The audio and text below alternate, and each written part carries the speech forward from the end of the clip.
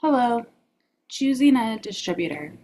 For me, a DIY music distribution plan would use a combination of platforms to build visibility, community, and income. Starting with SoundCloud to share early tracks and build local buzz, as its tagging system and regional tracking help surface music to listeners in specific areas, and additional analytic tools can show where engagement is really growing.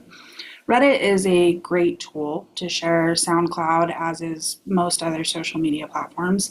Bandcamp would be my next step for direct to fan sales, for physical formats and merch. It is artist friendly and it would let me control pricing and presentation. Also, I would set up my own website with a selling platform to centralize everything from music, tour dates, and updates and merchandise, including also a personal newsletter to keep track of fans' emails and then build long-term connection. For deeper engagement, I'd use Patreon to offer exclusive content and behind-the-scenes access to supporters who want to be part of that journey.